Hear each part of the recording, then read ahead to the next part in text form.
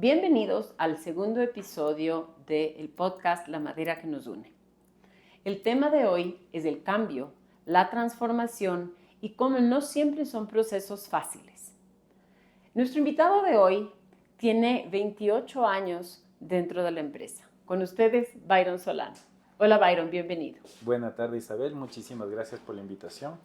Estoy a las órdenes espero que sea una agradable conversación. Seguro sí.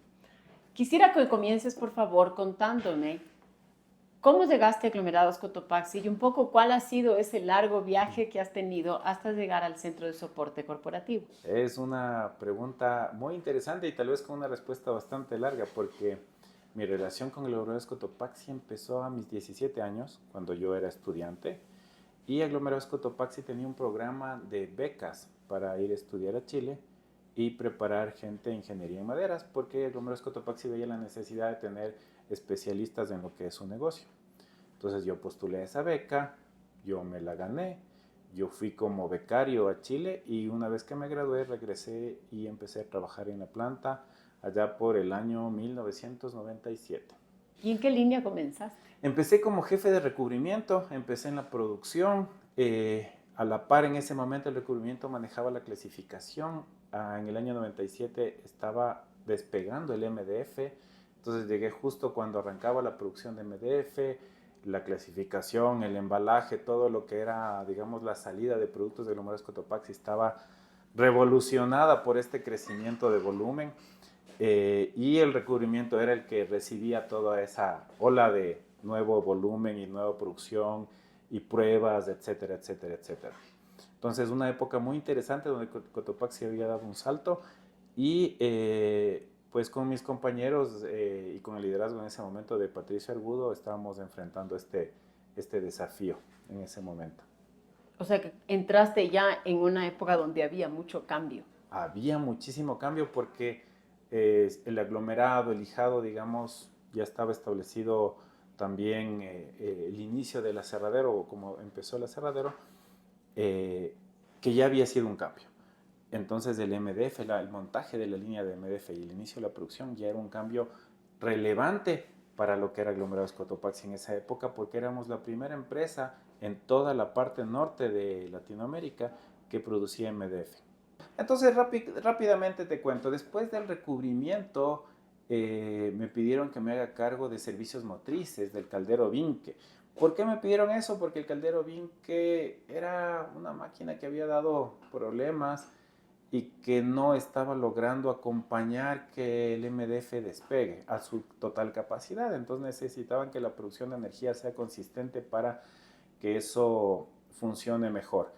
Y ese caldero, digamos, de servicios motrices estaba a cargo de mantenimiento. Entonces, después de haber pasado 4 años como jefe de producción, y esto es bien interesante porque producción y mantenimiento en esa época tenían cierta rivalidad, ¿no? No éramos necesariamente un equipo y yo estaba en el equipo de producción, pues pasé al equipo de mantenimiento. Eso es como... De Barcelona al Emelec. Del Barcelona a la Liga. Ya. Entonces pasé al equipo de mantenimiento y fue una gran experiencia para mí porque vi cómo se veía la planificación, el esfuerzo, la orientación al servicio desde el otro lado, desde el otro equipo. Uh-huh. Con los años, digamos, y gracias a toda la gente que incluso muchos siguen todavía en el caldero, logramos darle la vuelta a esa situación. El MDF logró full capacidad y la verdad es que después de eso ya me asignaron, me pidieron que me haga cargo de procesos. Ya. En ese momento se llamaba organización y métodos, porque la idea era darle metodología a algunos procesos en Aglomerados Cotopaxi. Y ahí despegamos con gestión por procesos, porque ya teníamos una certificación de una ISO, de una versión antigua que era muy documental, uh-huh, y queríamos evolucionar a que la organización tenga procesos más que solo documentos. O sea que, sin querer sonar rara, la gestión por procesos es tu bebé. La gestión por procesos es uno de mis bebés en esta compañía, así es. y nuestra visión siempre fue que nosotros tengamos una metodología que nos sirva, y básicamente para dos cosas. Una es organizarnos en función de servir al cliente interno y no organizarnos solo como el organigrama, porque con lo que te acabo de contar, a veces hay rivalidades dentro de la organización y a los clientes externos no le interesan esas rivalidades. A los clientes externos les interesa que les llegue su producto en las condiciones que él lo pidió, en el tiempo que lo pidió, al precio que lo necesita, y para eso la empresa tiene que organizarse con equipos que muchas veces son transversales. Entonces, producción y mantenimiento tienen objetivos comunes y tienen que trabajar en equipo para lograr eso, y así muchísimas otras áreas. Si es que compras no coordina con pagos, con finanzas, etcétera, no logramos ese ciclo de lograr que lleguen los materiales para que nosotros hagamos la producción. Si el abastecimiento forestal no se coordina con el patio de madera, con el aserradero, con la planta, no logramos que ese flujo de madera funcione en la empresa. Entonces, la gestión por procesos lo que siempre quiso es que esos flujos, que no son del organigrama, sino de cómo se mueven las cosas en la organización, queden transparentados para que los podamos gestionar y cada vez hacer mejor. Y por el otro lado, tenía la intención de conservar conocimiento, porque evidentemente es una empresa que ya tenía muchos años y se proyecta en el futuro muchos años adelante. Entonces queremos que cuando haya cambios generacionales, cambios de personas, la gente por desconocimiento no pierda esta forma de hacer, esa mística de hacer las cosas, y tengamos claridad en muchos aspectos. Entonces, gestionamos en función de cómo se mueve el negocio, y por el otro lado capturamos ese conocimiento para que permanezca en el tiempo. Nosotros hablamos con frecuencia aquí de los dueños de los procesos. Entonces, no es que yo soy dueña de mi proceso, sino que yo tengo un proceso que recibe insumos y que entrega insumos, el famoso CIPOC. Y esa debería ser la vida de esta gestión. Tal cual. Es una comunicación entre diferentes procesos con un objetivo común. Tal cual, tal cual. Es una excelente interpretación la que haces, y tal vez si puedo hacer una analogía, es un encadenamiento. Cada proceso puede ser un eslabón, pero ese eslabón no vive por sí solo, tiene que formar una cadena. Entonces, ese CIPOC que tú describes, que tiene entradas y salidas, solamente es útil para la cadena cuando esas entradas llegan de la forma esperada, de una forma correcta, y yo en mi proceso genero el valor y a través de las actividades por las que estoy diseñado, y entrego a mi proceso siguiente, a mi cliente interno, a mi cliente externo, lo que él espera en esas condiciones que él espera. Solamente en ese encadenamiento donde cerramos estos ciclos de abastecimiento, de distribución, de salida, de producción, etcétera, luego logro que la empresa funcione mejor. ¿Y quién es el responsable de la gestión por procesos? Porque tenemos un departamento de gestión por procesos, pero es imposible que dos personas estén velando porque todo esto funcione. Es que la intención de ese departamento o de estas dos personas no es que todo esto funcione, es que haya una metodología sobre la que esto funcione. Los dueños de los procesos, como tú bien lo dijiste hace un momento, son los responsables de hacer que su proceso funcione. Entonces, hagamos una analogía. El dueño del proceso es como el capitán del equipo. El capitán del equipo de fútbol tiene que hacer que su equipo juegue conforme a la estrategia, conforme a lo que planificaron en los camerinos, ¿no es cierto? Entonces, ese es el dueño del proceso. Yo hago que los que están en la defensa cumplan un rol, los que están en el ataque cumplan otro rol, y como equipo logremos ganar ese partido o sacar los puntos que necesitemos. Podríamos decir que el área de gestión por procesos lo que tiene que hacer es darles esa metodología, que hayan planificado eso, que se hayan organizado, que identifiquen quién es el capitán del equipo, que vean el marcador. Ese marcador son nuestros indicadores. Entonces, que nosotros tengamos indicadores que estén alineados a la estrategia, a nuestro campeonato. Entonces, si nosotros estamos jugando en función de saber si estamos ganando el partido o no estamos ganando el partido, de cuánto tiempo vamos o no estamos, de si estamos cumpliendo el plan de juego, esa es la función de gestión por procesos, y el proceso per se, el equipo de fútbol, es el responsable de lo que está pasando en la cancha. Qué bien. Entonces, cada dueño de proceso el macro y todos sus procesos son los responsables del mejoramiento continuo. Son los responsables de que la gestión por procesos sea viva. El mejoramiento continuo de Aglomerados Cotopaxi es responsabilidad de cada uno de nosotros. No podemos esperar que un tercero nos diga cómo nosotros debemos hacer mejor las cosas. Y por ejemplo, mira que una iniciativa que se ha lanzado recién y que ya tuvo el año pasado el concurso de innovación, lo que invita a la gente es decir eso, oigan, ¿cómo podemos hacer mejor las cosas? ¿Cómo puedo orientar mis procesos hacia el cliente? ¿Cómo puedo ser más eficiente en que mis procesos hagan lo mismo con menos recursos? Entonces, todas las ideas capturadas y las ideas que vamos a capturar en este nuevo concurso es un ejemplo de cómo cada uno de nosotros puede contribuir desde la innovación, desde su experiencia, desde su conocimiento, a que hagamos mejoramiento continuo. Y has estado hablando un montón cuando hablamos de procesos de que todos tenemos un objetivo común. Sí. Y esos objetivos comunes están plasmados en nuestra estrategia.